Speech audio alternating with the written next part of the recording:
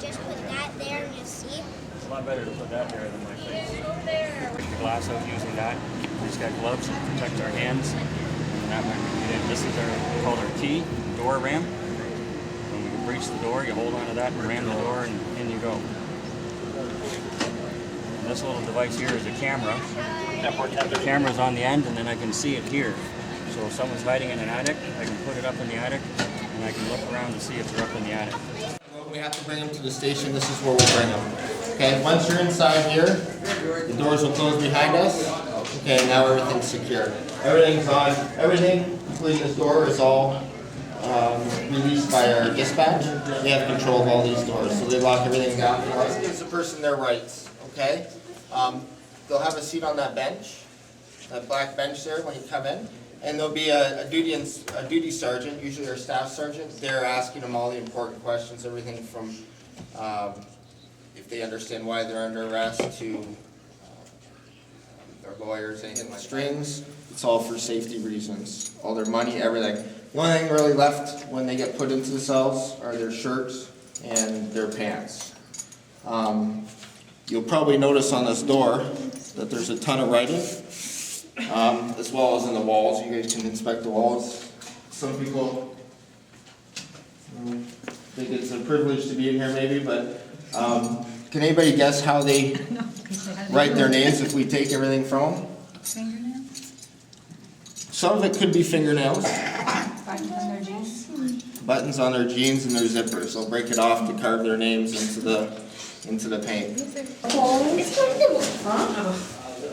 It's comfortable. Not for all night.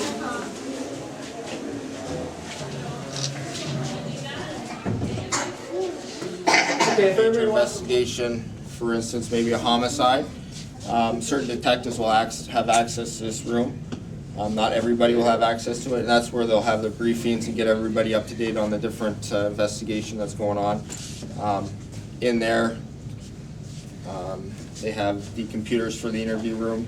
So we can have 30, 40 people watching an interview of a suspect at one time if we needed to. So that's what they call the little war room. This here is our administration. This is where our chief's office is as well.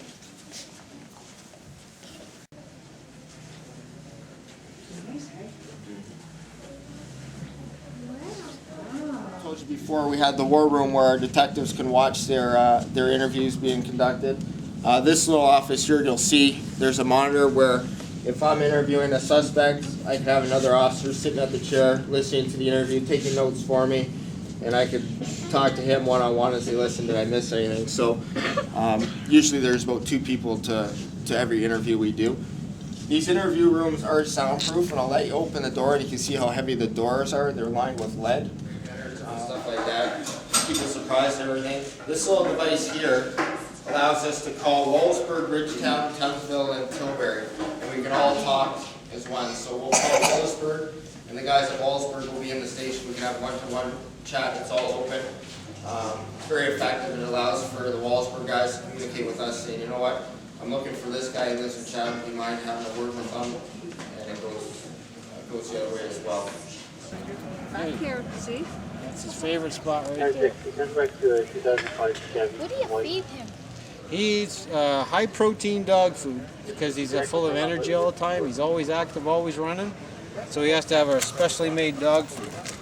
So, and luckily it's given to us by the company. So you just put the dog in there, you don't put the dog in there? Sorry? No, you don't put a dog and a human in there. Nope, I don't look? carry people. Go You look can and look. see what it looks like in there. You're all right. He's not gonna hurt you.